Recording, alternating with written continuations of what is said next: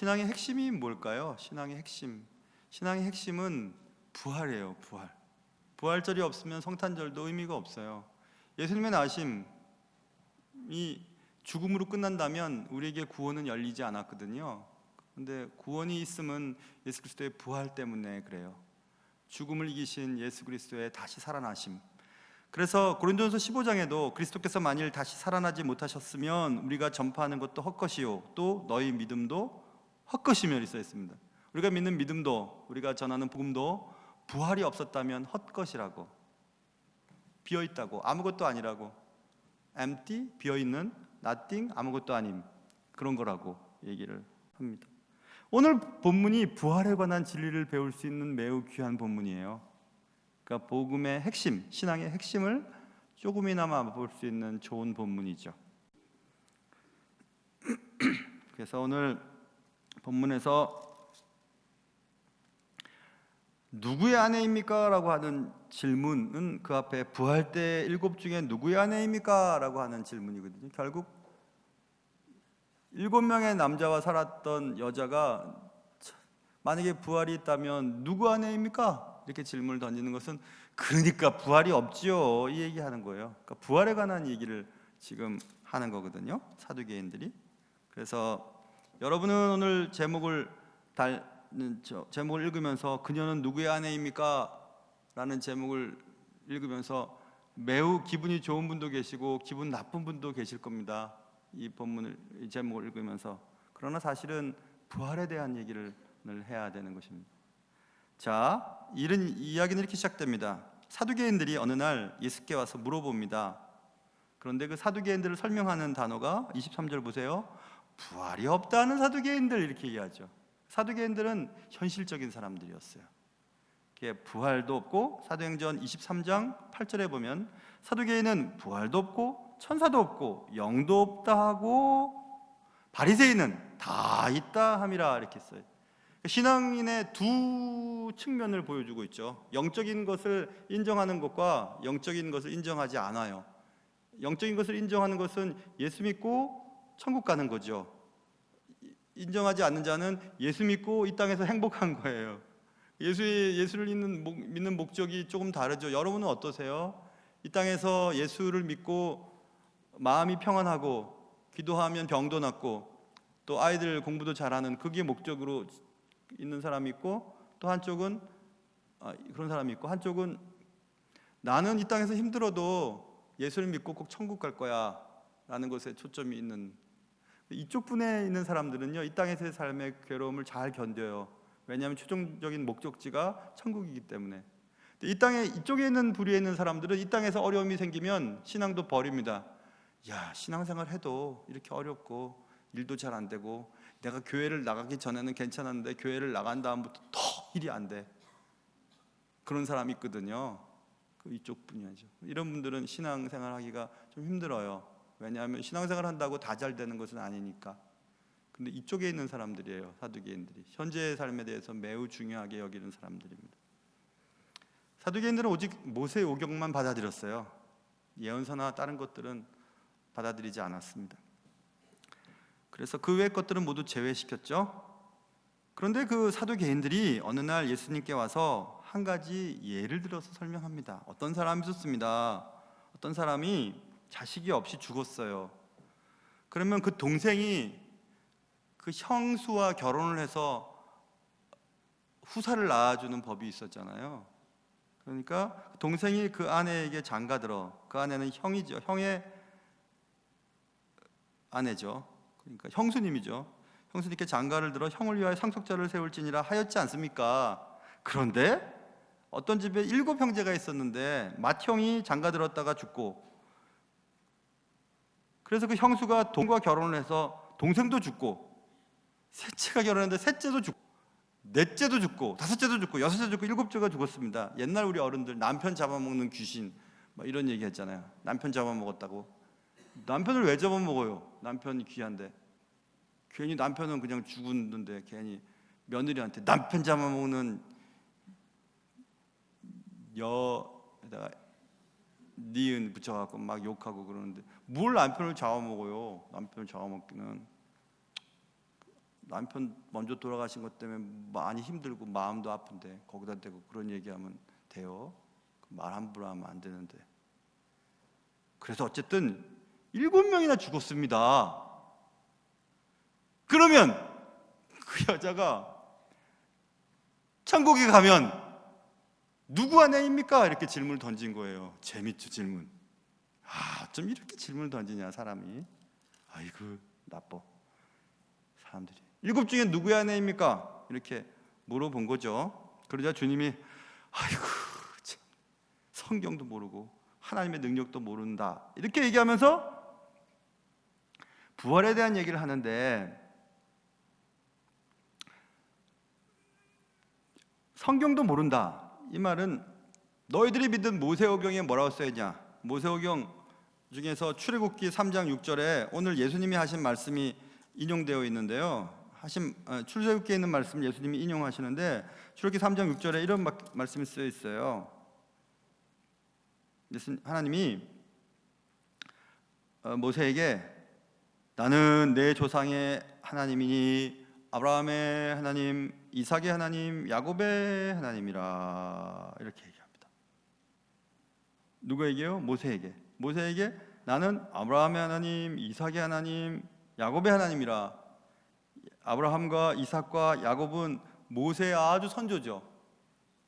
근데 하나님은 나는 아브라함의 하나님, 이삭의 하나님, 야곱의 하나님이다. 그 말은 뭐냐면 하나님의 눈에는요 지금 모세도 있고 아브라함도 있어요. 지금 난 너의 하나님이고 너의 하나님은 너의 하나님이고 너의 하나님이야. 나는. 모세는 아니 그 우리 선조 다 돌아가신 분? 아니 하나님은 너의 하나님이고 너의 하나님이고 너의 하나님이고 너의 하나님이야. 말하고 그렇게 말하지 않았냐? 지금 여기 오늘 본문에 부활을 믿지 않는 사두개인들에게 성경도 모른다 이렇게 말할 때 너희들 모세오경은 믿는다 그러잖아. 그런데 모세오경에 뭐라고 써있냐? 32절 나는 아브라함의 하나님이요 이삭의 하나님이요 야곱의 하나님이로라 하신 것을 읽어보지 못하였느냐? 하나님은 죽은 자의 하나님이 아니요 살아있는 자의 하나님이시니라 이렇게 얘기했어요. 죽어서 천국 가면 누구의 아내입니까? 라는 질문 앞에 하나님 안에서는 다 살아있는 거예요. 먼저 떠난 형이나 그 다음 형이나 그 다음 형 다 지금 있는데 그거 갖고 나중에 천국 가면 누구의 아내입니까? 라고 질문을 던지니 너희들은 성경을 모르는구나. 성경을 그렇게 많이 읽고 성경에 대해서 능통해도 성경에서 말하는 진리를 모를 수 있다는 사실을 기억해야 합니다. 왜 그럴까요? 사두개인들은 부활을 믿지 않고 천사도 믿지 않고 영을 믿지 않았기 때문에 그런 눈으로 성경을 보는 거예요. 편협, 위선. 여러분도 저도 다 편협과 위선의 렌즈를 끼고 있어요. 렌즈를 끼고 있습니다. 여러분들이 자란 환경과 신앙생활에 따라서 여러분들은 그렇게 성경을 이해해요. 그렇게 성경을 봅니다. 그래서 성경 자체에 대한 진리는 상관이 없어요. 자신이 믿는 대로 성경을 봐요. 그러니 말이 안 되는 일들을 많이 해요. 저는 93년부터 신학을 딱 마칠 때가 2001년도까지 신학을 했죠. 2001년도에 2년도에 들어왔나? 한국에? 아무튼 그랬어요. 10년 정도 했죠.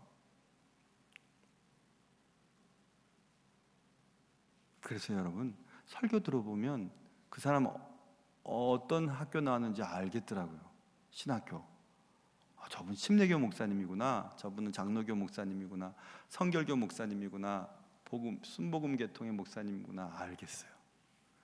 저분이 장로교 목사님이지만 총신 출신이구나. 장신 출신이구나. 백석 출신이구나.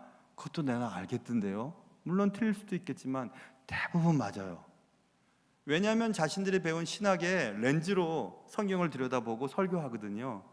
그래서 설교를 들어보면 저분이 어떤 신학을 배경으로 성경을 보고 설교하고 있다는 것을 금방 알 수 있어요. 금방. 물론 기도를 들어봐도 알 수 있어요. 저분이 지금 관심이 뭐구나. 관심에 따라서 기도가 나오거든요. 그러니까 공예배 기도나 대표 기도나 뭐 이런 기도를 할 때는 우리 교회 장로님들이 잘 하시는 것처럼 쭉 적어보는 거예요. 적어보고 너무 빗나간 게 없나 이렇게 해야 돼요. 물론 하나님과의 대화지만 실수할 수가 있거든요. 저도 이거 원고 없이 설교 몇 시간도 할 수 있어요. 이 주제 가지고 얼마든지 할 수 있어요. 그런데 그렇게 하다가 보니까 어떨 때는 이 몸에 그 리듬이 좋을 때는 설교를 잘하는데 몸이 힘들고 뭐 사람들로부터 막 신경 쓸 일이 생기고 막 그러면 설교가 잘 못할 때가 있어요. 그래서 격차가 막 벌어지더라고요. 그래서 우리 교회 왔을 때부터는 설교를 꼭 적어요. 적어요. 예전에는 아웃라인해서 한 장, 요만한 한 장짜리 가지고도 충분히 설교 다 했거든요. 그거 없이도 설교해. 머릿속에 다 들어가니까. 근데 지금은 잘 적어요. 이렇게 다 적어요. 여러분 주보에 나와 있는 설교 요약 있잖아요. 그거 다 그냥 제가 그냥 쭉 기록 그대로 올리는 거예요.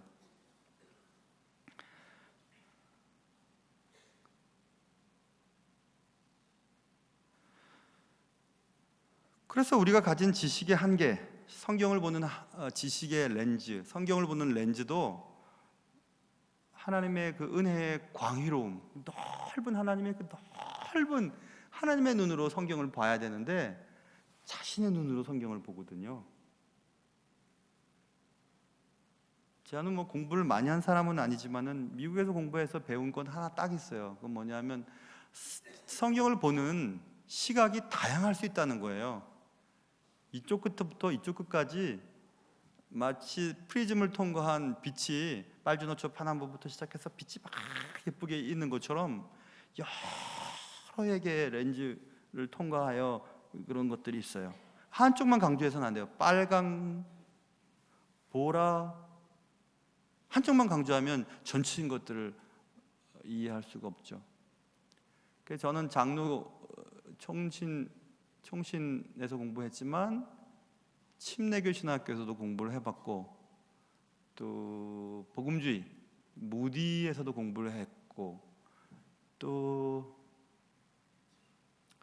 신복음주의에 속할 수도 있고 복음주의에 속할 수 있는 풀러에서 공부도 해보고 그러면서 제가 깨달은 게 있죠. 아하, 신앙의 그 틀 속에서 하나님의 성경의 진리의 틀 속에서 사람이 참 폭이 넓어야 하겠다는 생각을 해봤어요. 한쪽만 강조하면 고집스러워지거든요. 굉장히 고집스러워집니다. 아이고, 신앙인처럼 고집스러운 사람은 세상에 없을걸요. 세상에. 자기가 믿는 것이 전부라고 생각하니까 그렇지 않아요. 그렇지 않아요. 하나님은 이쪽 끝에서부터 저쪽까지 다 포함하실 수 있는 분이시거든요.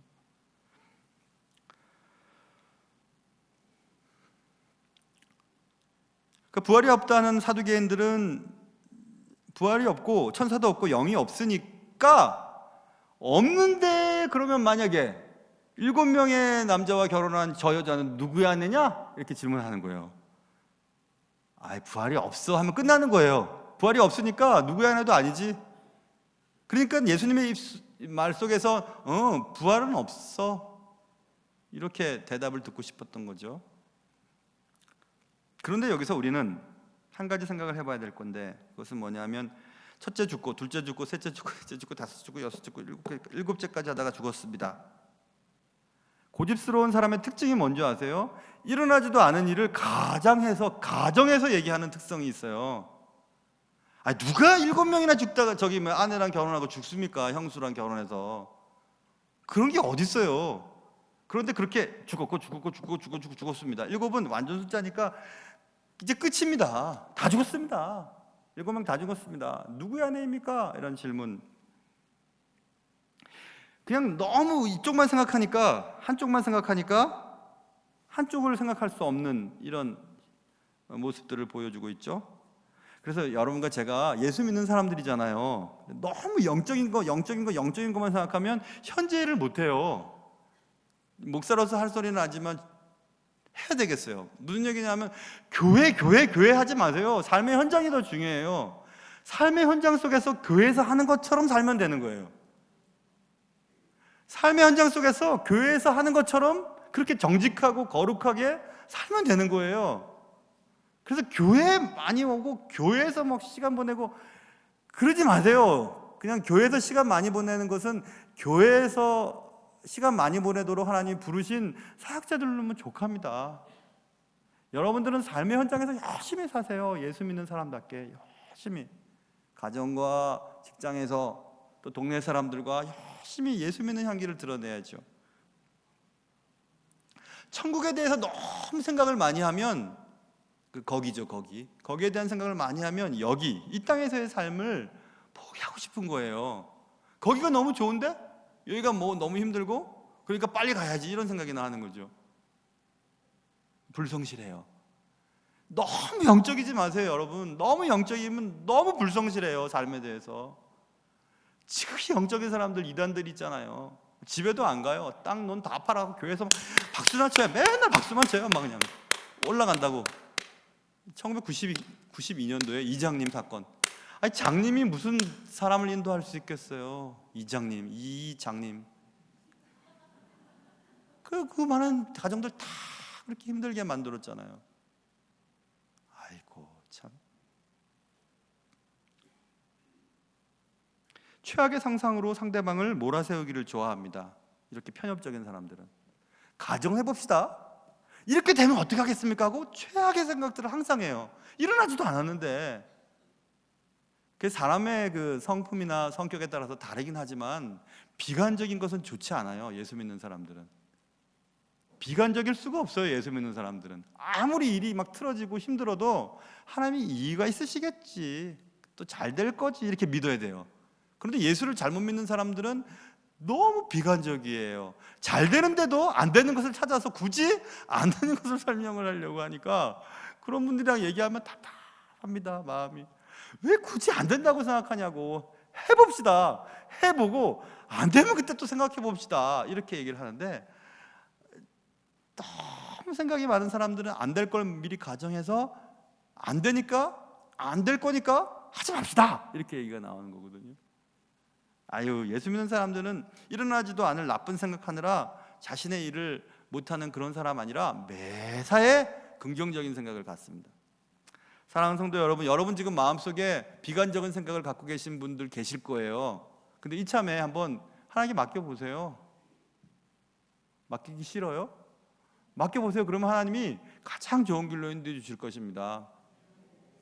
일어나지도 않은 일 때문에 고민할 필요 없어요. 일어나고 생각해도 되고, 우리가 최악의 상황이라고 생각하는 그 일이 안 일어날 확률이 더 많아요. 더 많습니다. 괜히 그것 때문에 힘들어할 필요 하나도 없어요. 하나도 없습니다. 7째까지 그러하다가 부활이 있어서 천국에 간다면 7 중에 누구의 아내가 되겠습니까? 이렇게 얘기를 했어요. 그러자 성경도 모른다. 모세오경에 뭐라고 써있냐? 주님은 죽고 사는 거 없어. 다 그냥 하나님 앞에 있는 거야.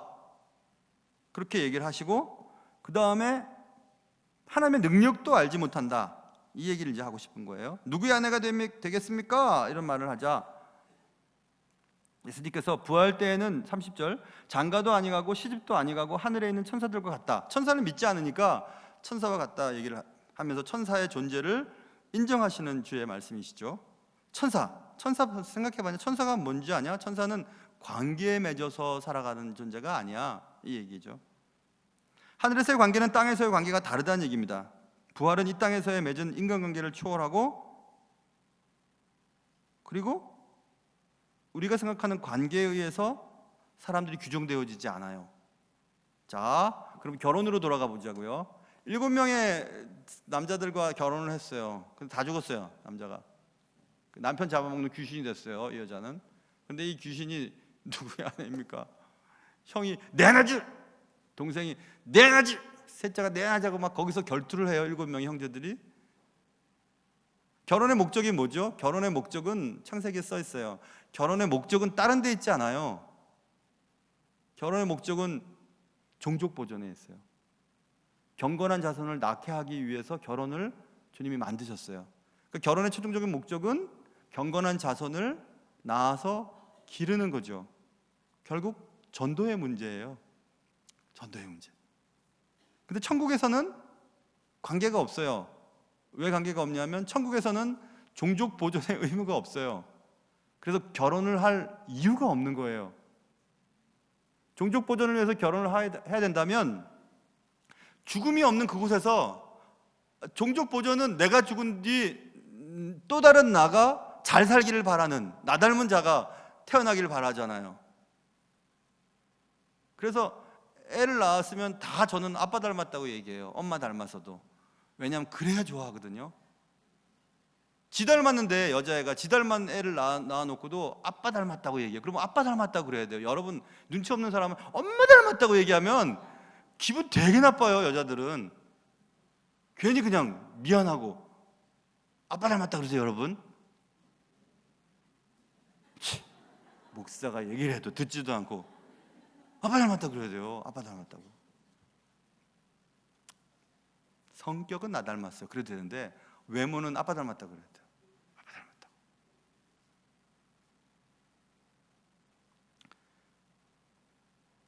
말 실수하면 안 됩니다. 90 넘으셔서 돌아가셨는데 축사망 이렇게 하면 안 돼요. 아무리 오래 사시다가 돌아가셨어도 슬픈 건 슬픈 건데 거기다 대고 축사망, 아이 고생했다고, 축사망 얼마나 좋냐고, 여행이나 다니라고 이러면 안 돼요. 막 축 그냥 때리고 싶어. 그러면 안 돼요.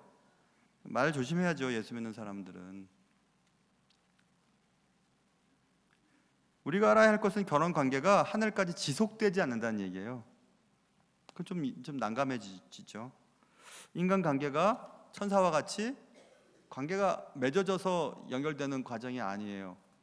그 말은 성의 개념이 없다는 얘기죠. 그럼 재미없을 것 같은데, 부활의 몸. 난 부활해서도 나 우리 집사람이랑 살고 싶은데. 흉보지 마세요. 제 얘기가 아니라 어떤 사람들 얘기를 지금 하는 거예요. 그런 사람 있겠나? 아이고, 여자들은 저 남자 만날까 봐 내가 천국에 어디 그냥 숨어 살아야지. 그냥 저 남자 저거, 어휴, 저거 또 만나 저거, 아유, 지겹다 지겨워. 걱정 안 해도 됩니다. 그곳에 가면요, 그곳에 가면 알기는 알아봐요. 성경에 보면 부활의 몸, 예수 그리스도의 몸, 예수 그리스도 가르쳐 주신 것을 보면서 우리가 추측할 수 있는 것은 알아봐요. 관계를. 나와 같이 살던 여자네, 남자였네, 알아는 보지만 그게 결혼 관계로 이해되진 않고 매우 좋은, 매우 친밀한 사람으로 이해되어져요. 아멘 하신 분들은 지금까지 남편과의 사이가 너무 안 좋은 분들이고, 아멘 안 하신 분들은 너무 섭섭해 이런 분들이에요. 아이고, 아멘도 한 번에, 아멘도 함부로 할 거 아니구나 지금 생각하시는 분들 계십니다. 그래도 나는 좀 섭섭할 것 같은데, 그렇죠? 내 아내와 살고 싶은데, 내 아내는 날 끔찍하게 봐도 내 아내와 살고 싶은데, 내 얘기 아니라니까 왜 자꾸 날 쳐다보면서 쯧쯧쯧 거리세요? 내 얘기 아니라니까, 딴 사람 얘기라니까. 천사와 같이 변한대요. 천사와 같이. 천사가 남자 여자가 있고 결혼하고 애 낳기를 위해서 뭐 결혼 날짜 잡고 그러나요? 안 하지. 천사가 하는 일은 하나님을 찬양하는 거죠. 하나님을 높이는 거죠. 근데 그게 이렇게 좋대요, 천국이. 고린도전서 15장 보면 나팔 소리가 나며 죽은 자들이 썩지 아니할 것으로, 썩지 않다는 건 죽음이 없다는 거죠. 다시 살아난대요. 살아나지만 우리도 변화되리라. 변화된 모습으로 살아난다는 거죠. 그러니까 영적 세계에서 인간관계의 설정은 아예 없어요. 왜? 아쉬워. 이 땅에서 내 남자하고 내 여자 있는데 아쉽다. 너무 천국 가서 그런 걸 모르면 그건 이 땅에서의 생각이고, 천국에서는 다 좋은 거예요. 예수 안에서 너무 좋은, 한 형제요, 한 자매요, 뭐 성의 개념이 없던 모두가 다 천사처럼 하나님을 찬양하고, 그것도 재미없을 것 같다 생각하는 분들이 계시겠지만, 일단 가보고 나서 생각해 보자고요. 가기도 전에 뭐 재미없다 그래가지고 안 간다 그러면 뜨거운 불구덩이 속에서, 성경에 있는 것처럼 뜨거운 불구덩이 속에서 뜨거워요 그렇게 하는 것보다는 일단 가보고 얘기를 해야 되잖아요. 가보고. 그런데 재미없어서 안 갈란다. 어이구, 그런 소리가 어디 있어요? 상상할 수도 없는 아름다움과 상상할 수도 없는 즐거움이 그곳에 있는데, 그곳에 안 가고 난 차라리 안 가겠다, 재미없어, 이곳에서 살 거야, 그렇게 안 됩니다. 새로운 몸으로 결혼관계는 불필요한 몸. 물론 하나님의 나라에서 우리의 파트너를 알아볼 수는 있지만 그러나 우리가 이 땅에서 생각하는 파트너의 그런 관계는 아니에요. 그래서 사람들이 있을 때 잘하란 말도 크게 넓혀보면 이 땅에서 내 아내로, 내 남편으로, 내 아버지로, 내 자녀로 있을 때 잘하면 좋을 것 같아요. 기회는 한 번뿐이니까. 내가 이 땅에서 잘 못했지만 저 나라 가서 잘해줘야지. 그거 없어요. 이 땅에서 몇십 년 동안 잘해주는 거죠. 종이 돼도 괜찮아요. 내 얘기하는 거예요. 종이 돼도 괜찮아요. 내 아내를 행복하게 해줄 수 있다면 그럴 수 있어야 돼요. 여자 성도 여러분, 내가 종이 되려고 결혼했나? 종이 되면 어때요? 하나님이 내게 주신 남편 잘 받들면 되죠. 남편들 막 목에 힘들어하고 있습니다. 지금 너무 힘들어하고 있는데 남편이 아내를 사랑해야 됩니다. 그러면 아내는 행복해요. 행복한 여자가 있는 가정은 자녀들도 행복해요. 결국 사두개인들의 질문은 표면적으로는 결혼에 관한 거죠. 누구의 아내입니까? 그녀는 누구의 아내입니까? 라는 질문은 부활은 없잖아요. 부활이 있으면 그런 골치 아픈 일들이 생길 텐데 대답해 보십시오. 그랬더니 주님은 아이고, 성경도 모르고 하나님의 능력도 모르는구나. 성경에서 말하는 것은 하나님은 죽은 것과 산 자는 다르지 않아. 다 하나님 눈 안에 있어. 하나님의 능력은 새로운 몸으로 변하기 때문에 결혼 관계에 얽혀 있지 않아. 이것을 지금 주님이 말씀하시는 거죠. 그래서 우리가 해야 될 일은 편견을 가지고 성경을 봐서는 안 돼요. 편견을 가지고. 그리고 최악을 가정하는 비관적인 생각을 가져서도 안 돼요. 나의 죽음 이후, 그리고 그때 가서 어떻게 되지? 이런 거 걱정 안 해도 돼요. 하나님이 알게 해주시는 것들만 받고, 하나님이 비밀로 감추신 것들은 하나님께 맡기면 돼요. 여러분들은 오늘 그녀는 누구의 아내입니까? 라고 궁금해했죠? 그녀는 누구의 아내입니까? 라는 질문에 예수님은 어느 누구의 아내도 아니야, 이렇게 대답을 하시는 겁니다. 어느 누구의 아내가 아니라면 너무 이상하지 않아요? 어이구, 바보. 하나님이 새로운 몸으로 변화시키시고 하나님의 능력 안에서 천사처럼 지내게 될 거야, 이렇게 주님이 말씀하셨습니다. 그러니 사랑하는 여자 성도 여러분, 천국 갈 걸 두려워하지 마세요. 그 남편과 함께. 그리고 남자 성도 여러분, 이 땅에 계실 때 아내한테 잘하십시오.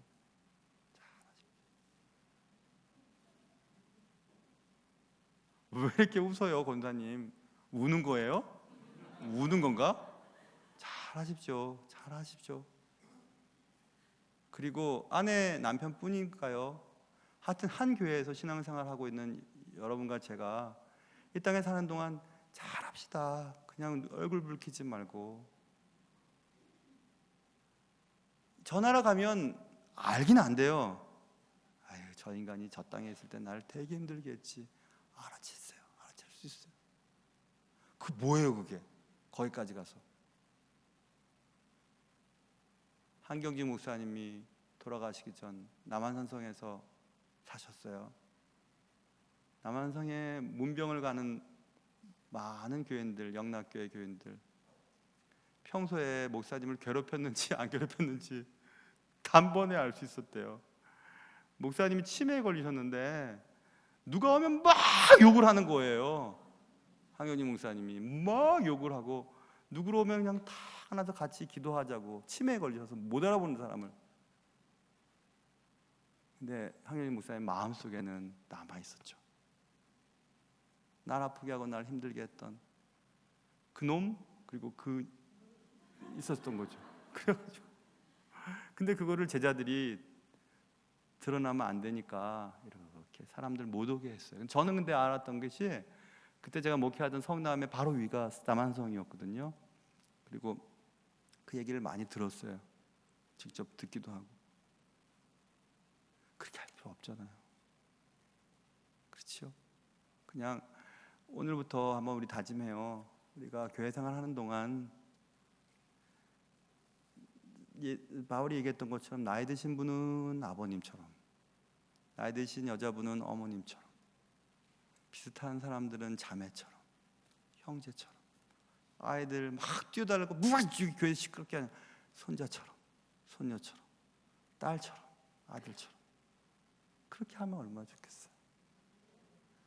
부활의 날 천국에 올라가서 우리 모두가 다 함께 노래하고 찬양하고 즐겁게 할 날을 기억하면서 한번 그렇게 주님이 가장 기뻐하시는 사랑하며 살 수 있는 여러분과 저의 삶이 되실 수 있기를 주님의 이름으로 축원합니다.